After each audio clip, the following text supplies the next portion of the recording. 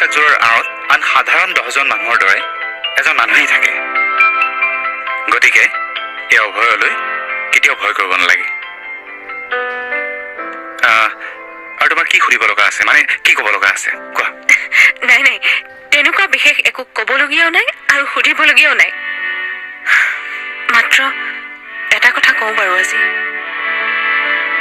মোৰ হ'বলগীয়া স্বামী যোনেই নহওক কিয়, তেওঁ মোক কিমান বুজি পায় সেইটো ডাঙৰ কথা নহয়। তেওঁ মোৰ মা আৰু মোৰ ঘৰখনক কিমান বুজি পাব, কিমান গুৰুত্ব দিব, সেইটোহে মোৰ বাবে ডাঙৰ কথা হ'ব। বিয়া হৈ গুচি আহিলেও কিন্তু মোৰ মাৰ প্ৰতি দায়িত্ব সদায় সমানেই থাকিব। সেইটোতো থাকিবই লাগিব। যিমান যি হ'লেও এইখন পৃথিৱীত মাকৰ সমান আন কোনোৱেই হ'ব নোৱাৰে। তোমাক যোনেই বিয়া নকৰক কিয়, তেওঁ যদি সঁচাই এজন ভাল মানুহ হয়, তেনেহ'লে তেওঁ তোমাৰ এই প্ৰতিটো কথাই বুজি পাব। আপুনি যে মোৰ কথাখিনি বুজি পাইছে তাৰ বাবে অশেষ ধন্যবাদ। এতিয়া কওকচোন, ইমান সময়তো মই আপোনাক জেৰা কৰিলো, এটাৰ পাছত এটাকৈ হাজাৰটা প্ৰশ্ন কৰিলো। এতিয়া মোৰ বিষয়ে আপোনাৰ ধাৰণা কি?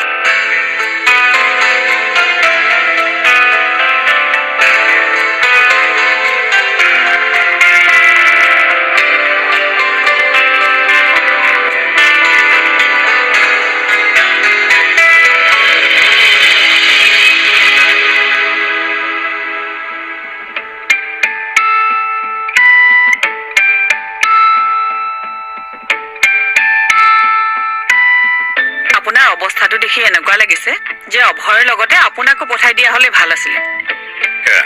ধেমালি নকৰিবাচোন। ইমান দেৰি হ'ল, সি আহি পোৱাই নাই, আনকি খবৰ এটাও নাই। ফোন এটাকে কৰো নেকি? কেৱল অভয়কে কিয়, অনন্যাকো ফোন কৰক, সোধক তাইক ৰিজাল্টটো কি হ'ল বুলি। হেৰা, তাইৰ ফোন নম্বৰ থাকিলে ফোন কৰিলোহেঁতেন। তোমাৰ তাত আছে যদি নকৰা কিয়? কি যে মানুহ নহয় এজন। কি আছিল আপুনি আৰু কি হৈ গ'ল কওকচোন? বলক বহি থাকক, এইবোৰ চিন্তা ভাৱনা এৰি ধৈৰ্য ধৰি বহি থাককচোন। পাৰিবনে একো নভবাকৈ মনে মনে বহি থাকিব?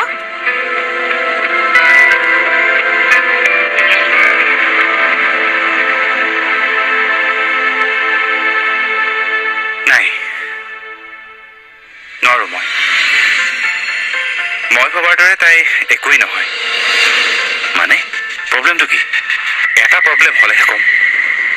তাইৰ লগত মই মানে মোৰ লগত তাইৰ একো কথাই নিমিলে।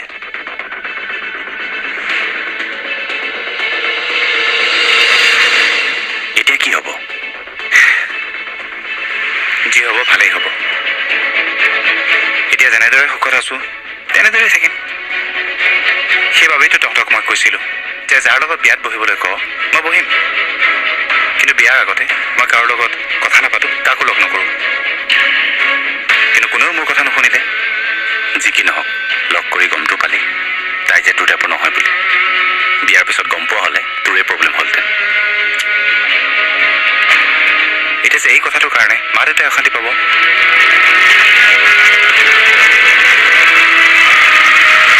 তোক সঁচা কথা এটা কওঁ, তই কিন্তু কাকো নকবি। নকওঁ, ক। মই তাইক ৰিজেক্ট কৰিম বুলি ক'বলৈ নাপালো। তাৰ আগতে তাইহে মোক ৰিজেক্ট কৰি দিলে। তই হাঁহিছ দাদা? তোক তাই ৰিজেক্ট কৰিবলৈ সাহস ক'ত পালে? তোৰ ওচৰত নাই কি? সেইবোৰ তই দেখা নাপাবি। মোৰ আচল প্ৰব্লেমটোৱেই হ'ল যে মই এবাৰ বিবাহিত। কাৰোবাক ন ক'বলৈ ইয়াতকৈ আৰু ডাঙৰ কাৰণ কি লাগে? কিন্তু কি? কিন্তু কি অভয়?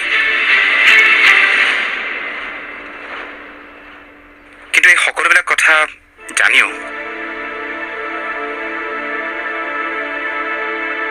অনন্যাই মোৰ দ্বিতীয় পত্নী হ'বলৈ আপত্তি নকৰিলে।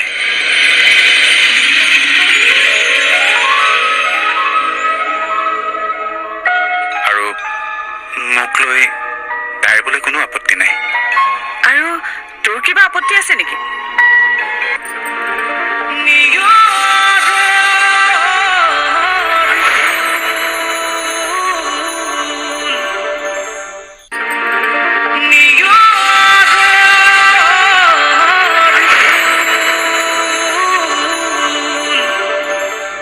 অনন্যাই মোৰ দ্বিতীয় পত্নী হ'বলৈ আপত্তি নকৰিলে।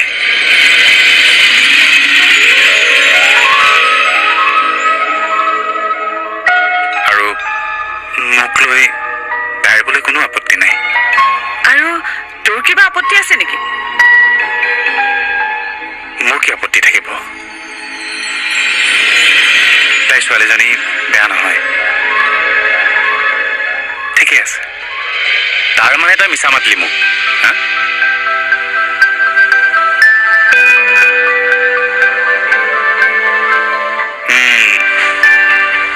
দাদা শুনচোন, শুন না। আৰু কি ক'লে তোক? মই কি কৈছিলো দেখিলে মোৰ বিশ্বাসৰ শক্তি? আপুনি এনেই ইমান ভয় কৰি আছিলে। এতিয়া যাওক বাগানলৈ।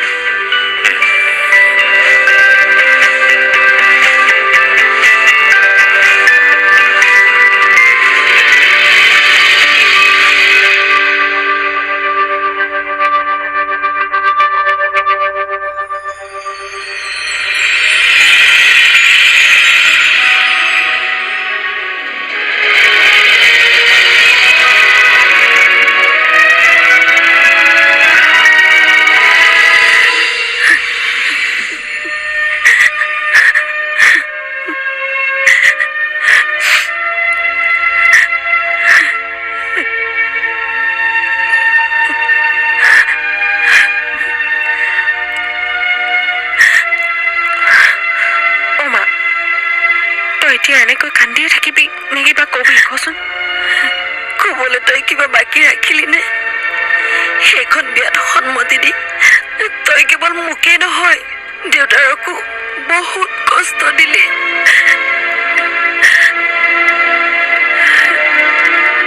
অমা, তই কিয় তেনেকে কৈছ কচোন? তই জানই দেখোন মই হ'ব। মই যি জানো সেয়া মোৰ বাবে এক ৰহস্য। মই মাথো এটাই জানো, সেয়াই হ'ল তোৰ ভৱিষ্যত। আৰু তই তোৰ ভৱিষ্যতক অন্ধকাৰৰ মাজলৈ ঠেলি দিব বিচাৰিছ। মাজনী, এতিয়াও সময় আছে। সেই বিয়াত নবহো বুলি ক। এই কাম কৰিবলৈ মই আদিত্য গোস্বামী নহয় মা। মই এবাৰ কথা দিলো যেতিয়া মই মোৰ কথা ৰাখিমেই। আৰু তই মোৰ ভৱিষ্যতটো অন্ধকাৰ হ'ব বুলি কিয় ভাবিছ কচোন? কি জানিবা মোৰ জীৱনলৈ জোনাক নামি আহে। এজন বিবাহিত ল'ৰাৰ লগত বিয়াত বহি যদি তোৰ জীৱনলৈ জোনাক নামি অহা বুলি ভাবিছ, তই ভুল ভাবিছ মাজনী। মানুহে কি ক'ব এবাৰ ভাবি চাইছনে? মানুহে মোৰ কথা কি ভাবে সেইটো মই নাজানো মা, আৰু মোৰ ভাবিবলৈ দৰকাৰো নাই। মই যি কৰিবলৈ ওলাইছো সেয়া ভাল নহলেও বেয়াওতো নহয়। নিজ পত্নীক হেৰুৱাই দিশহেৰা হোৱা এজন ব্যক্তিক মই সংগ দিবলৈ ওলাইছো। এইটোতো কোনো বেয়া কাম নহয় মা।